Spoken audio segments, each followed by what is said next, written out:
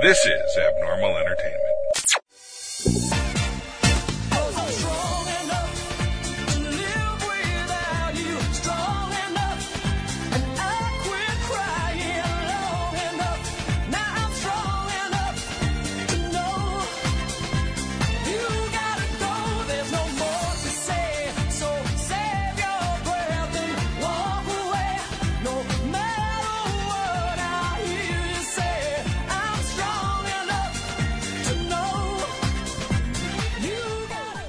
Everybody, this is Daniel Garza. Welcome to another episode of Put It Together.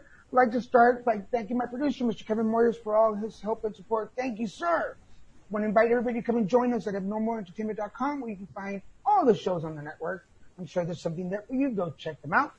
If you want to follow me, you can find me on Facebook, YouTube, Instagram, and Twitter. My handle is at Little Mexican, LILMESICAN. Or you can find me on Facebook at Little Mexican Productions, our new page, where you can find all the shows, things that I'm doing, things that I'm working on, things that I like, and some things that I don't like are even on there. So go check it out. And coming soon, it's under construction. I know I keep saying that, but it finally will get done eventually. LittleMexicanProductions.com, where you can find everything that I'm involved in, everything that we're doing. If you want to be part of the show, you can find it there. If you want to send hate mail, send it to my producer. This week, I'm pretty excited. I'm starting it was the first one of a series of 9 authors that I'll be talking to. Kim O'Neill, good morning and welcome to the show. Good morning. Thank you for having me, Daniel. How are you doing, ma'am?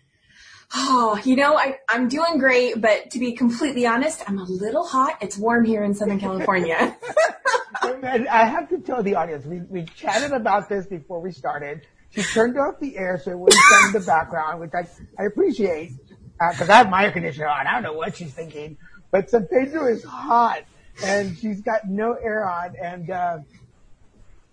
I won't discuss that she looks a little sweaty, but...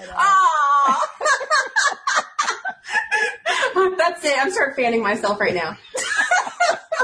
So if you guys, when you guys meet her in person and you stare at her, Kim will know that you're staring because you're like, she does look a little sweaty all the time. What's going on here?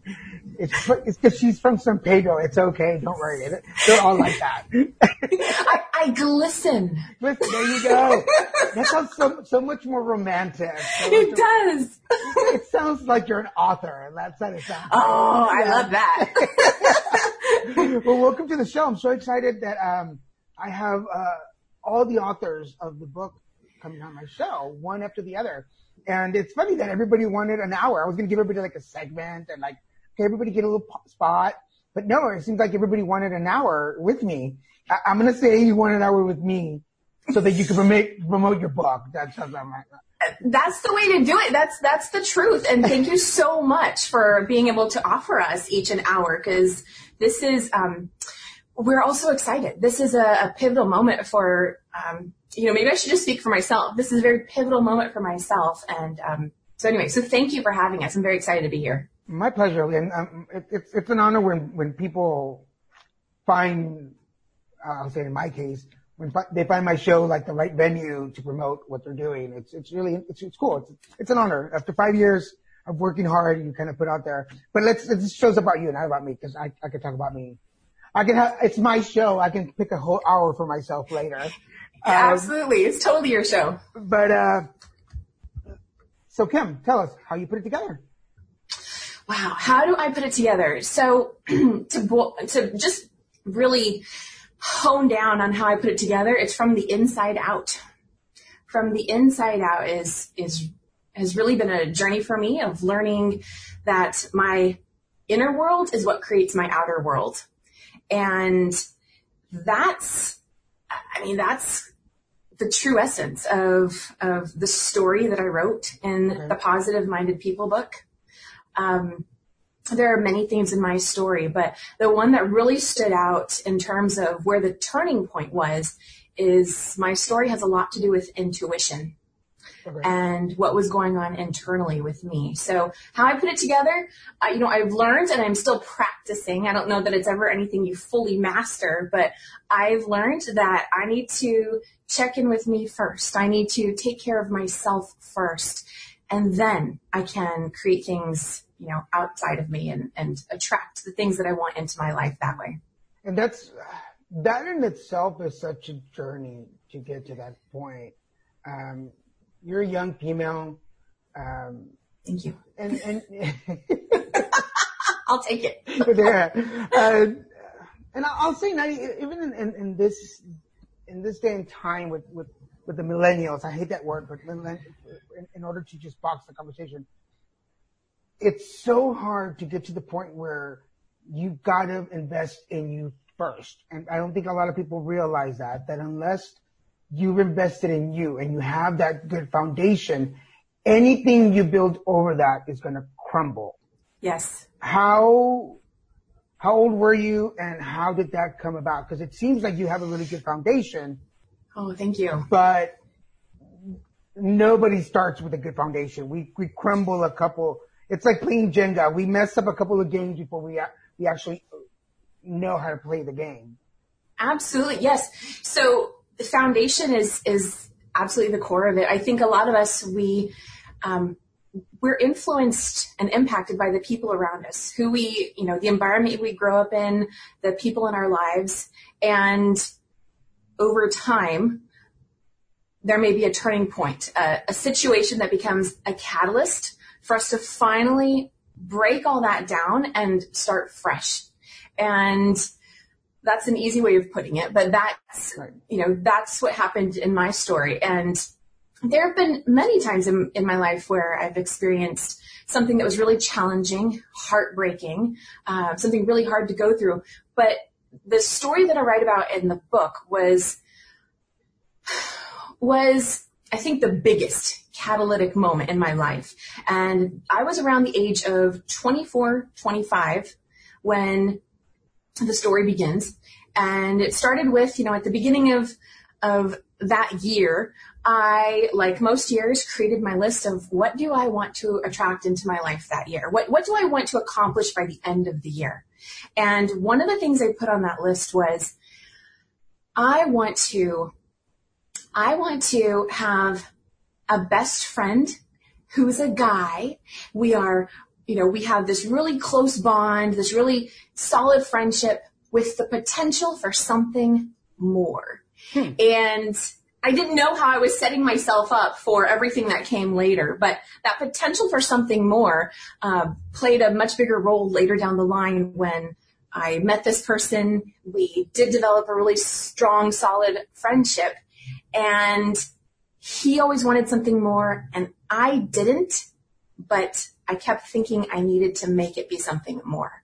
And so that is where things started to break down, and later I ended up, feeling the effects of. Right. So, and it's really, I'm so glad that you're so open right in the beginning of the conversation, because people want to romanticize it. People want to make it sound like, oh, I had this come to Jesus moment and hallelujah. And not every aha moment comes after a great adventure or a great moment in our lives. Sometimes we have to fall hard. Yeah. And I guess the term rock bottom, we have to hit rock bottom either physically, mentally, spiritually, to realize that you need to change your life around. Is that the situation?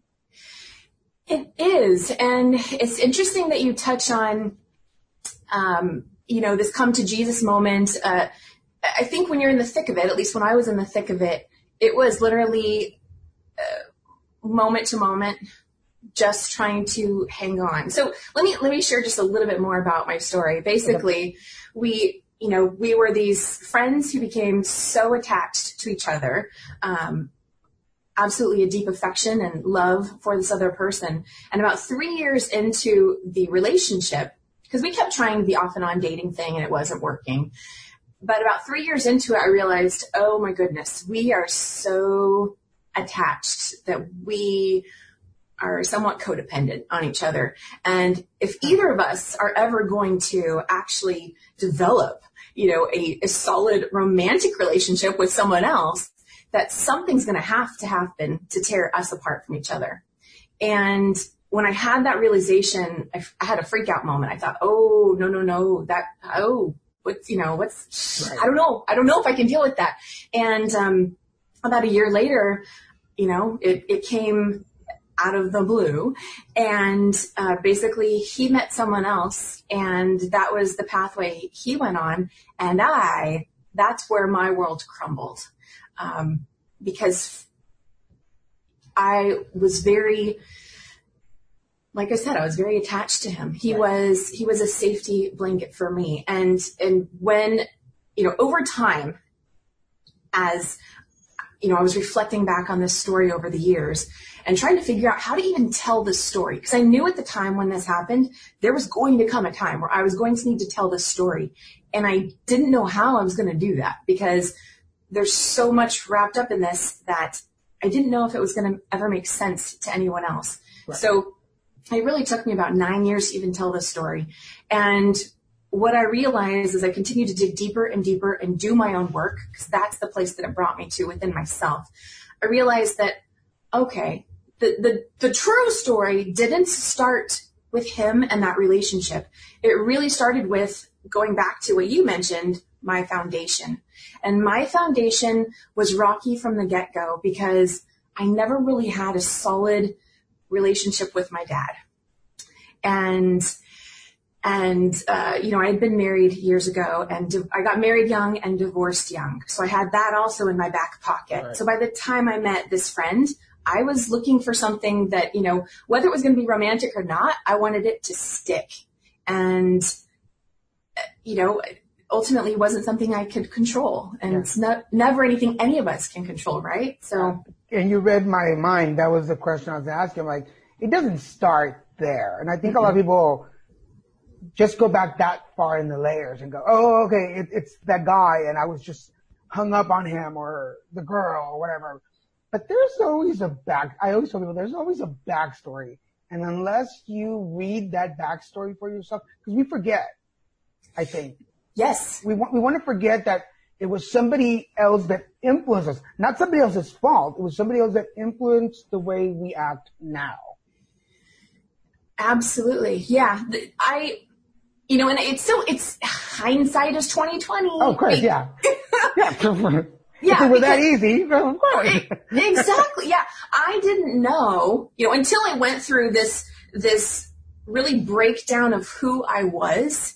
I didn't know that I had all this unresolved hurt and anger within me. I thought that I had dealt with things to whatever degree that I needed to deal with them. I thought that I was strong enough that certain things didn't affect me to the level that they clearly did affect me.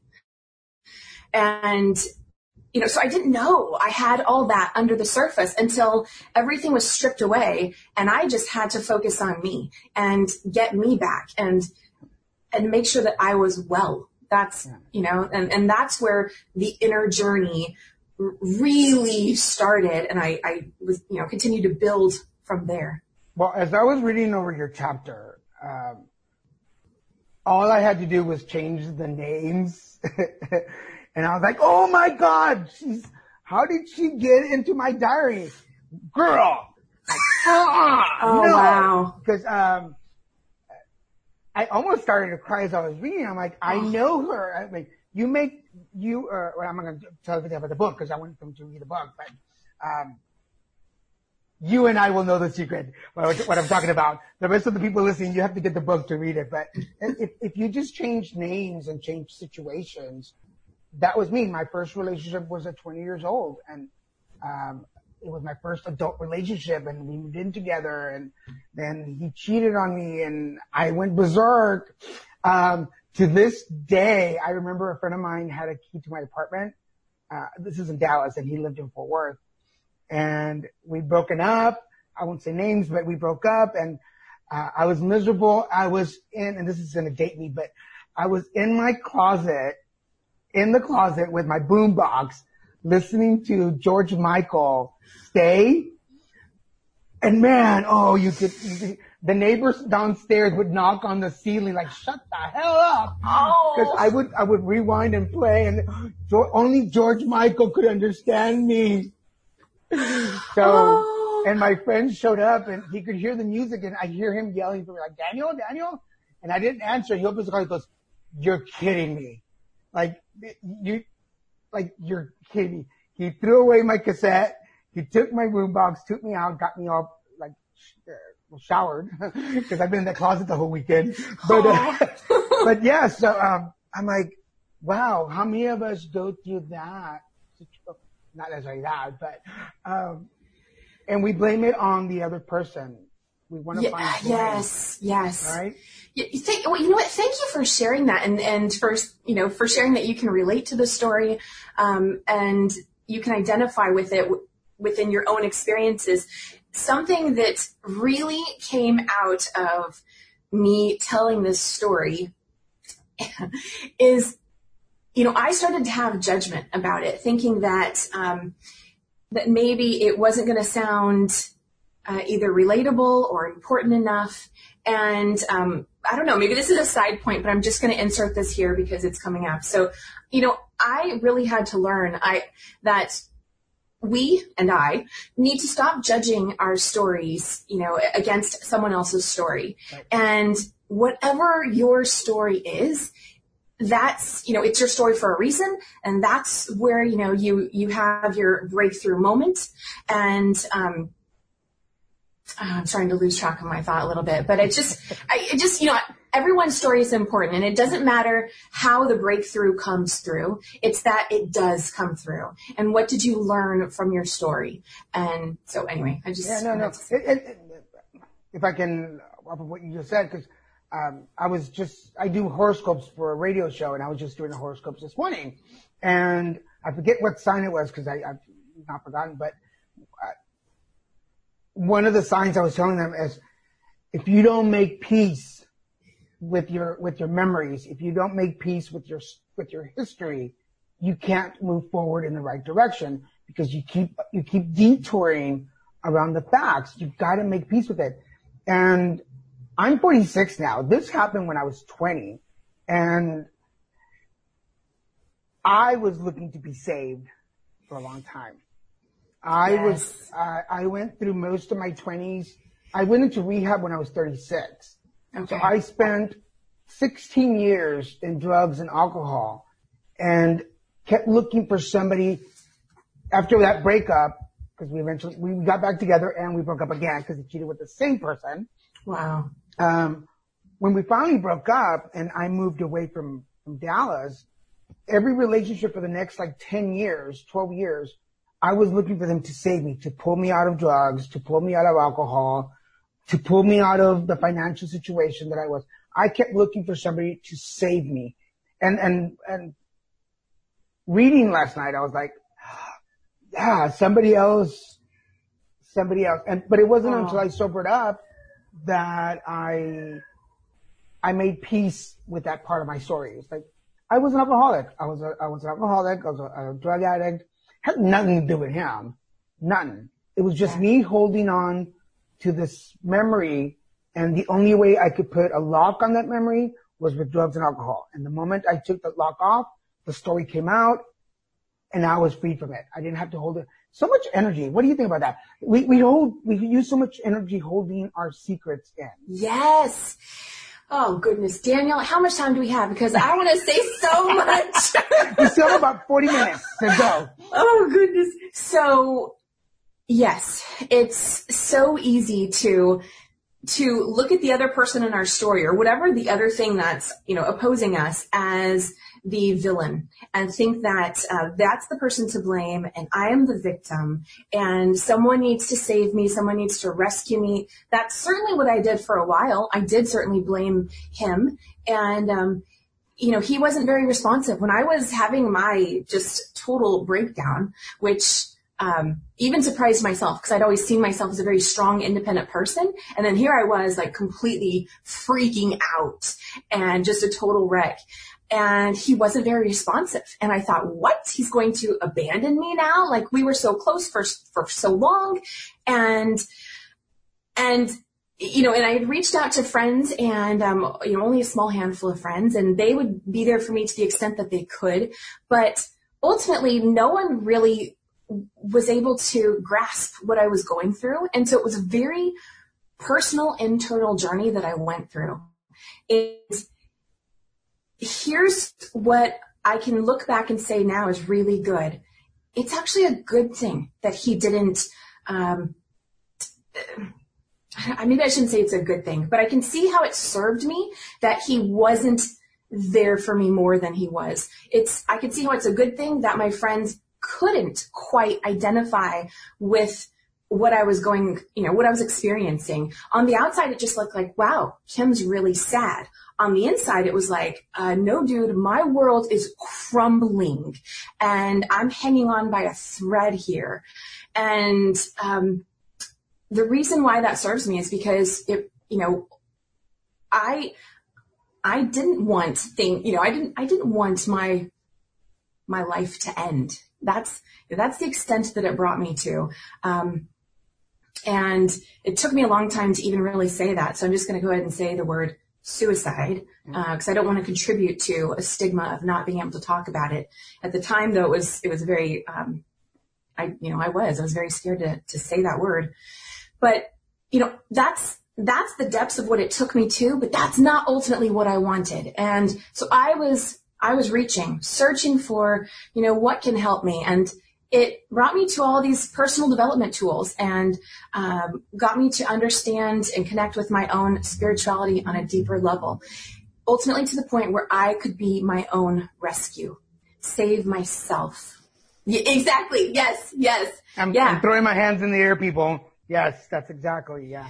Yeah. So, and even that, I think, might take a few tries moments to really start to embrace that and embody that and get to that space where you can at any time connect with your own inner peace and so that you're not as impacted or taken down by whatever chaos is going on around you in the world. So that's one of the biggest things I wanted to say based off what you just said. Yeah, no, I think that's, I think it's really important that you mentioned the fact that you don't get it right the first time.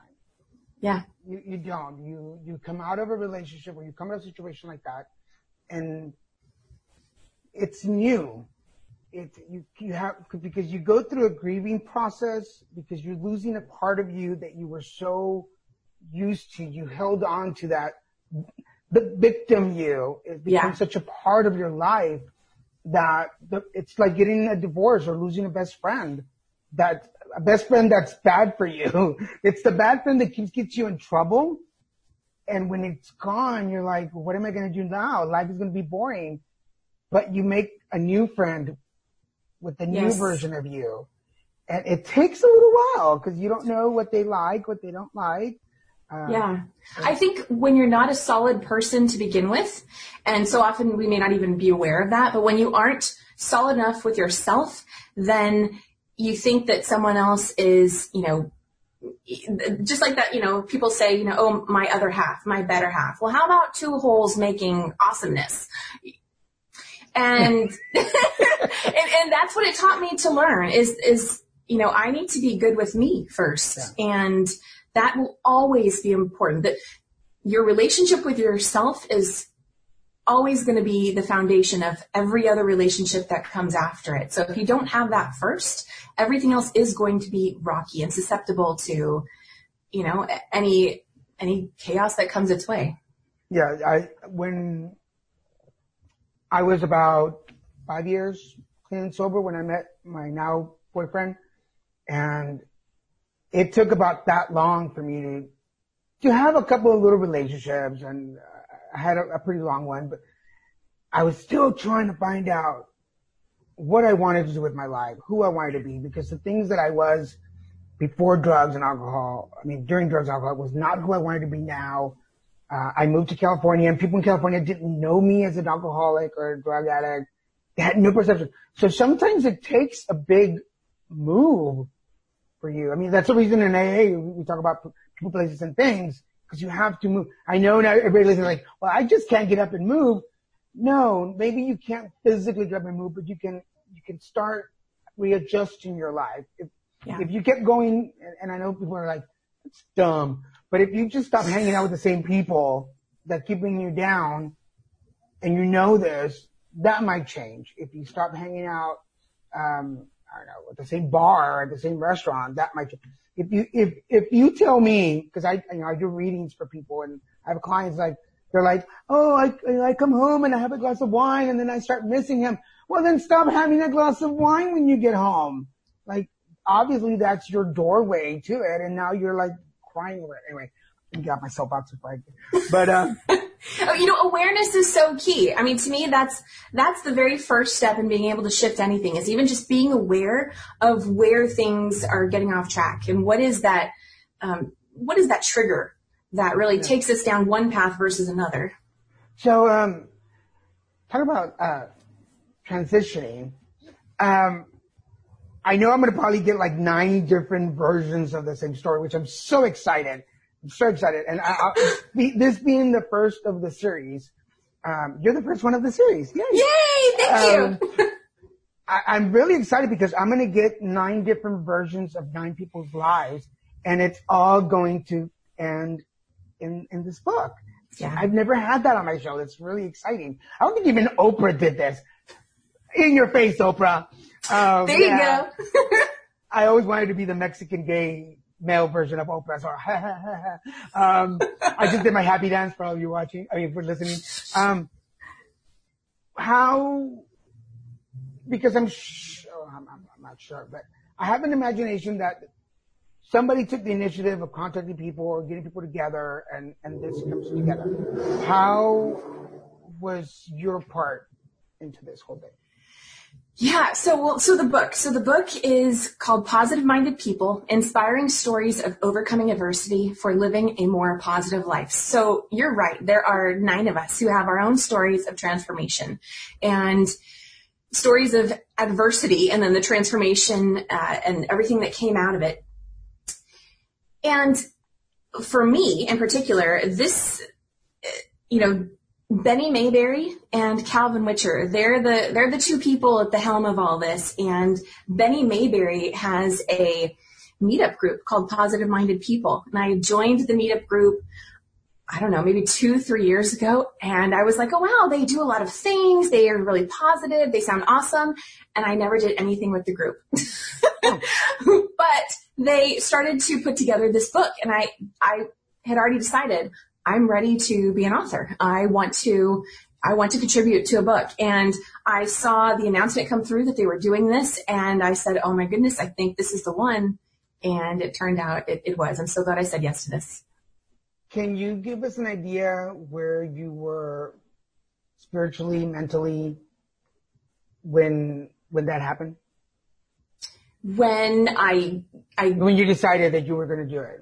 You know what? I don't know that it was necessarily, to do the book? Yeah. Like when you read the announcement that there's going to be this book. And then you're like, I'm going to do that. Yeah. I'm going to do that. And where were you mentally, spiritually? Because obviously you've been through a journey. There's, stop me if I'm wrong, but there's self-doubt. Yes. There's moments of encouragement. There's this bolt of energy that comes through and you want to do everything. Then there's a little bit of self-doubt again. And I've seen it through a lot of clients. Like there's this, it varies, but the emotions we all have the same thing. Yeah. So when you read that announcement and you're like, screw it, I'm going to do that now. Where were you mentally and spiritually? So as I mentioned, I was already looking for an opportunity to contribute to a book. So I had seen a few others and they weren't quite right. And so I let those ones pass. And this one at first came through as an email and I was like, oh, let me look into this one. And it started off with a phone call. Just schedule a free phone call and let's talk about it. And so Calvin and I, we did that. We spoke about it. And I think it was before he was even done, giving me his full spiel about how, everything about the book and how we were going to do it. I knew instinctively it was a yes for me. This particular opportunity was just, it was a hell yes. And so I told him, and I remember he kind of had this moment where he was like, okay. And I said, yeah, I'm sold. Like I'm in. You don't need to explain it anymore. So it was really something that I just, I felt and I just knew. And so that was my moment. That was your moment. Yeah. How do you begin the process of that first word on your computer? Oh my gosh, I love that you asked this. So what I have to say on this is the journey of writing a story is a whole journey in itself. Or I should say the act of writing a story is a whole journey in itself. So again, this story really happened 9 years ago. And I knew back then there's going to come a time I'm going to need to write about this and share it with others. And when I said yes to this book opportunity, I honestly didn't really know what I was going to write about. I wasn't recalling immediately, oh, I'm going to write about that story from 9 years ago.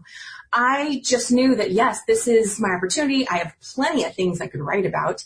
And after we locked it in and I was in, it was a few weeks that passed that I even forgot that I said yes to this. And I remembered, I was like, oh my goodness, I'm supposed to be writing something. Because we had a little bit of time there to, put it all together. And so I thought, okay, no, I need to really sit down with this. And, I honestly, I don't even remember the moment, but I just know that all of a sudden it came to me and I knew that this was the story. I did start jotting down some notes to try and just, let's get the ideas flowing and what stories could I write about. And when I realized this was the story, it pretty much flowed instantly when I started to write it. Now, with that said, of course, there have been many revisions and many, many drafts since then. But I knew that this was the one because it flowed from start to finish. And, again, my chapter is about intuition. It's titled Intuition, Can You Hear Me Now? Yeah. And the reason for that, going into the story is I knew from day one when I met in the book, I named him Sam. So, I knew from day one when Sam and I met that we were not meant to even be romantic. I knew that from day one. And yet I continued to allow myself to think, well, but maybe I should be more open. We have so many other things about our relationship that are just amazing qualities, rare to find in any relationship. And I think there are a lot of messages out there in society that tell us that if you have a strong connection with someone, then, what's stopping you? What more do you need in a relationship? So I really thought that I needed to try harder. I thought I needed to make this relationship be something that did not feel natural for me. So that's why I call it intuition, because my intuition told me on day one that, Kim, no, this is not right for you. But what was interesting is as I was writing this story, I wrote it from start to finish the first time around, and I was like, oh, this feels really good. And then you start to go deeper and revise things. And as I was in that process of writing, that's when I started to second guess everything.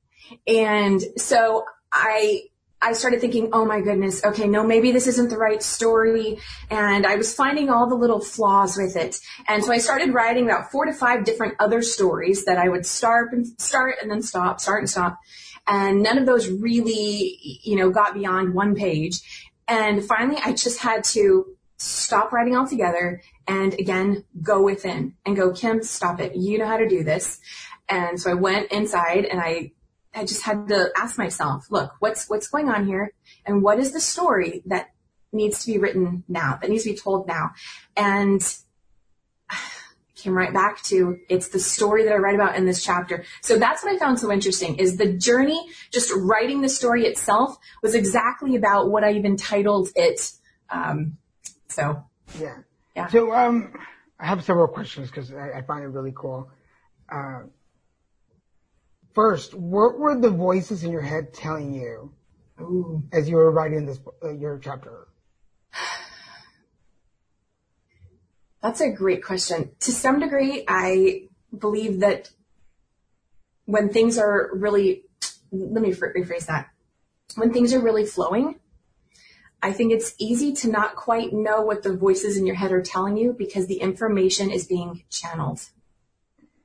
And we may not really even realize that. So, if you're ever having a conversation with someone and you say something and it sounds amazing and they're like, oh my gosh, I love that. Wait, say that again. And you're like, wait, what did I just say? I don't even know what I just said. So I think there was a degree of that where it just, once it came, it flowed through. And so in terms of what the voices or the thoughts were, I don't know that I can really even pinpoint those, but I can say that it was a feeling of ease and being in the flow. That's what really stood out for me. As you're writing and rewriting and editing, was there something you were afraid of to find that stopped you from, or that pushed you to want to write about something else? Judgment from readers, from audiences, judgment that my story is not good enough, that it's not worthy of being in the mix with all these other amazing authors' stories. Judgment that it, may not make sense to other people why this situation was so devastating for me. Something you said earlier, it's come back around. I want to touch on this. I think for a lot of stories, the supposed villain is very obvious. We can say, oh, that person attacked me, or that person was mean to me, or, this natural disaster happened, right? And these were the things that are, that happened on the outside. And now we can understand when we look at someone else's story, why they are so distraught and why they're having to, rebuild their life, from the ground up. And in my story, although sure, there's another person in the story, he had every right to move on. He had every right to meet someone else and, take his life in a different direction. So the real villain in my story was really myself. And it was the negative self-talk that I had going on within me. Because as I was dealing with just how heavy this was for me, I had so many, negative thoughts and beating myself up, thinking, how come I couldn't do better? Like, why wasn't I able to make this relationship work? Somehow thinking that I was a bad person and that this was my karma because I wasn't able to really get there. I wasn't able to just say, yes, you know what, Sam, you are my person too for life. And, that's it. That didn't feel true for me. And I wasn't able to, and that's why I wasn't able to ever get there. But I wasn't able to accept that until after going through that whole breakdown and, deepening my connection to myself. I mean, and it started with a whole myriad of things. I mean, it started with, there's so much. I mean, there were a lot of tears. There was a lot of insomnia, and I started with just going to bookstores and looking for what can help me and finding, books on tape and affirmation CDs and learning about meditation and just trying so many different things to find something that would give me relief. Right. And where is that Kim now? The Kim that was broken down and that's a good question. Where is that Kim now? She has an awareness that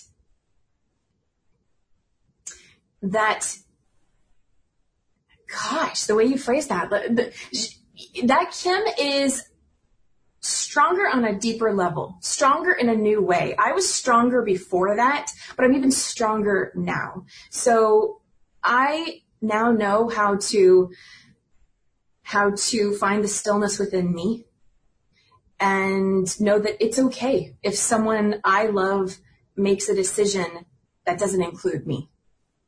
That if there's negativity going on around me, not that you necessarily want to stay in a space like that, but if there is, I now know how to go within myself, ground myself, and be solid and not be as affected by what someone else is doing or what else is going on in the world. Yeah, I think that's, from my personal experience and from people that I've worked with, one of the hardest things to do at any point in our lives is to go in ourselves. Because we know what's in there. We might hide it, we might put a blanket over it, and like, oh, I don't want to deal with that, and we forget it, but it's all in there. All the memories, all the bruises, all the bumps, all the awards, everything's in there. And you have to sort through boxes sometimes to find what you need to survive. But in finding that, you see things that hurt you, and you're always so scared. So it takes a lot of courage to go inside yourself and find the good stuff. Something I didn't realize, yes, I completely agree. It takes a lot of courage.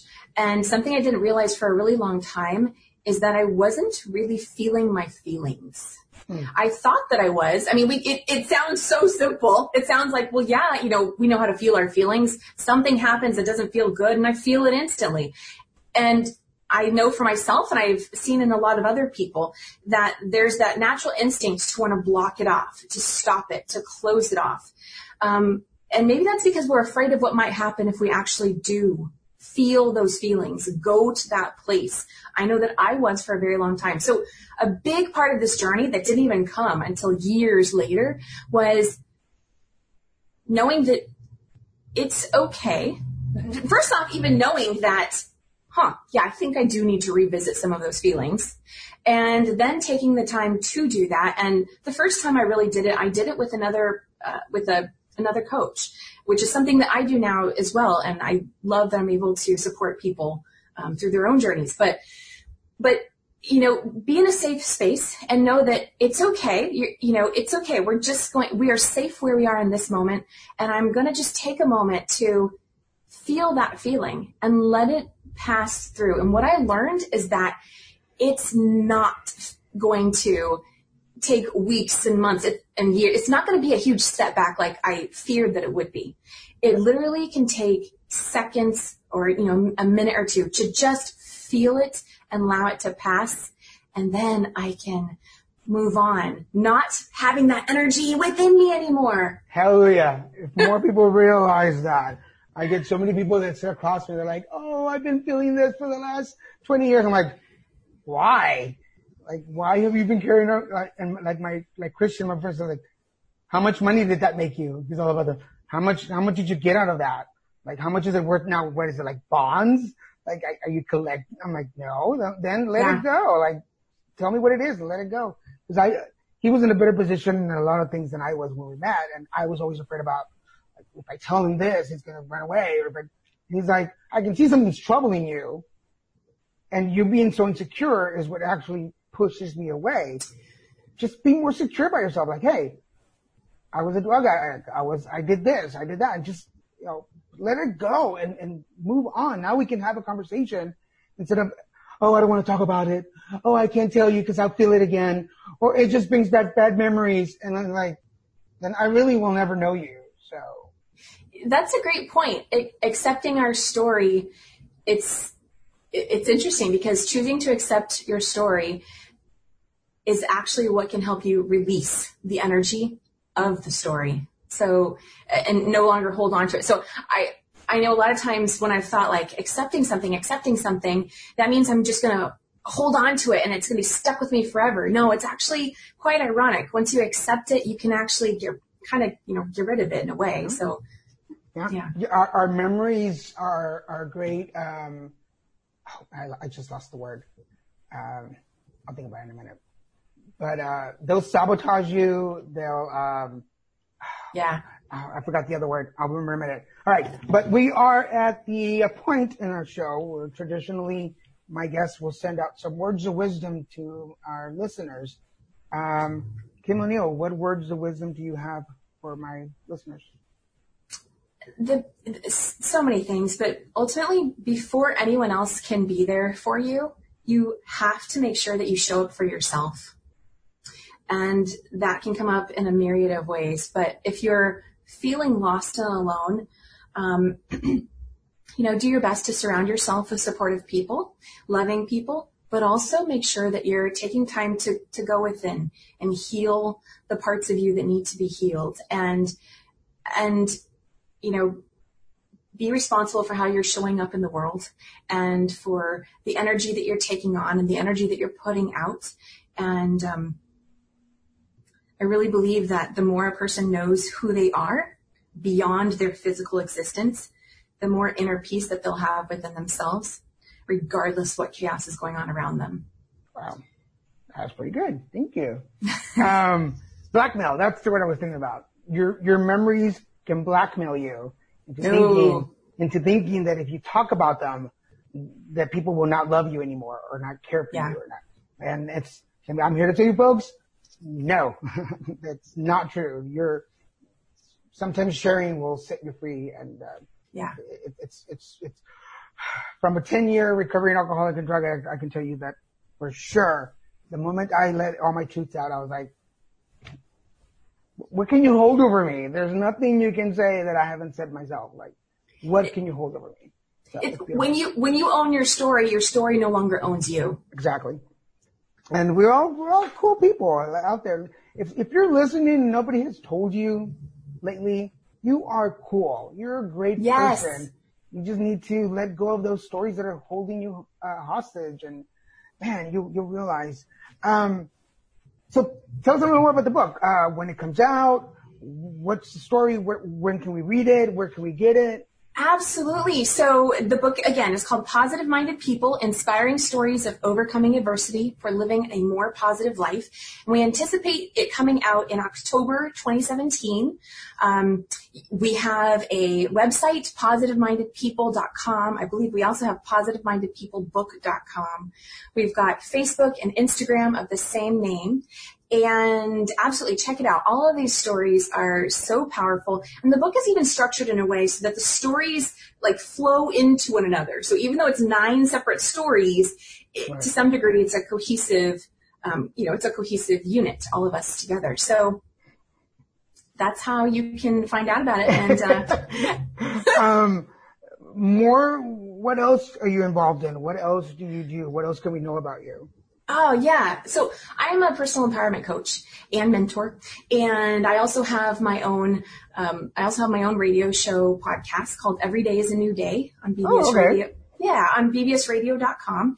And I help people rediscover and reclaim who they really are so they can confidently move forward and achieve their dreams. And I'm also a youth mentor, so I work with youth. I started off doing interview coaching, helping people prepare for employment interviews. So I work with job seekers. And that was one of the avenues that really led me to knowing that, the real work of preparing for a job actually goes a lot deeper. It's not just about surface level job prep, answer this question, that sort of thing. It's about who are you being? Who are you owning? Do you own your greatness? Do you know how amazing and cool you are? Just like you said. And so helping people to be able to find that within themselves. I really believe that every single person on this earth is amazing. Everyone has their own beautiful gifts to offer. And I love to be able to help people see that and really own it and embrace it. Well, we could do a whole other podcast on you. Oh. Talk about put it together. You are my show. You are what I work with. Helping people put their lives back together. So, thank you. I saw that similarity too. And yeah, so thank you so much for having me, Daniel. Part of we still have about 10 minutes to go. You're good? Oh, absolutely. Yes. Okay. Part of the original concept of this show was me dealing with my sexuality when I was younger, dealing with, being diagnosed with AIDS when I was 30, drugs and alcohol, and finding myself and how to put all that together to make it work for me. And that's where the podcast was born. And then, after cancer, being a cancer survivor and having an ostomy and nearly dying a couple of times and relationships failed and moving from Texas, like everything just, and I'm like, people would have asked like, how do you make it? How are you always in a good mood? Or I'm like, I don't know. I must be stupid because other people would be like, crap this, I'm out of here. And you talked about suicide earlier. I mean, it definitely, I deal with depression too. And, after all the health issues I've had too, a little bit of PTSD on that aspect. So there's a lot there, and trying to put it all together, like trying to make it look this easy. I tell people it's a lot of gum and duct tape, putting all this together. And sometimes you have to just put it back in there somehow. Yeah. Yeah.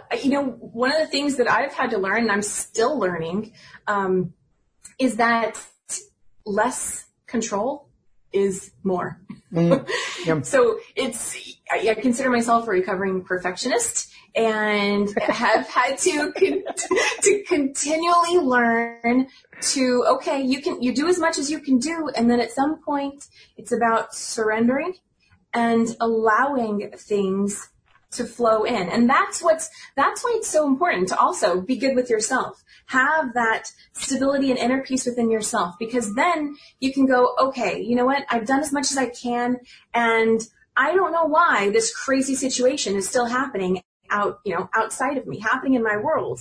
That's not what I was going for. I was doing all this other hard work and effort to create something else in my life. And why is this challenging situation showing up? It's about just allowing things, because there's so much more than what we can see on the surface. We don't always know how that challenging situation is actually going to help us. Right. And like we were talking about earlier, it's not about someone else rescuing us. If someone had, let's say when I was in the thick of my situation, if someone had really been able to come in and rescue me, then you know what? Knock on wood, God forbid, maybe I would have had to go through something like that again so that I could finally have the breakdown where I learn that I have to rescue myself. And I think that, that can be really hard to grasp. I know for me, some of the people that really trigger my desire to want to rescue someone else are the people I love the most, my closest friends, my closest family. And I have to at sometimes go, okay, stop, to some degree you have to let people go through their things.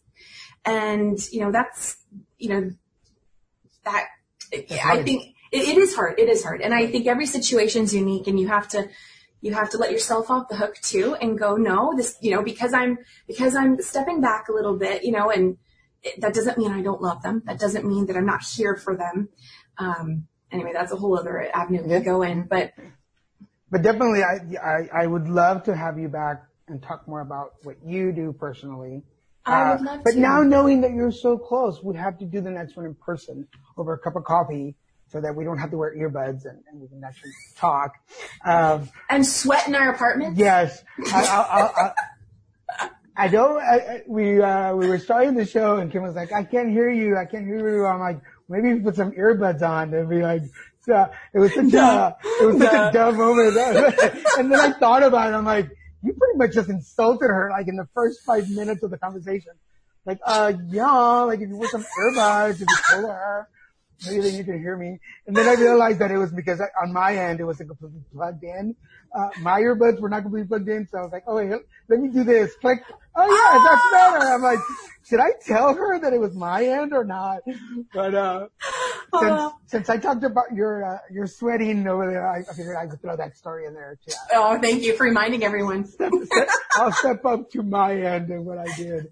I appreciate that. Well, tell everybody again before we go, where they can find you, websites, information. Absolutely. So you can find me in numerous places. My website is KimO'NeillCoaching.com, and O'Neill is O'Neill, KimO'NeillCoaching.com. I'm on Facebook, Twitter, and also on BBS Radio as well. The book, again, is called Positive Minded People, Inspiring Stories of Overcoming Adversity for Living a More Positive Life, coming out really soon in October. And check it out. But the website is the same name, PositiveMindedPeopleBook.com. And, we look forward to connecting with people. I look forward to connecting with people. Do you know if there'll be a launch party, or will you be signing books somewhere, or we have quite a few things in the works.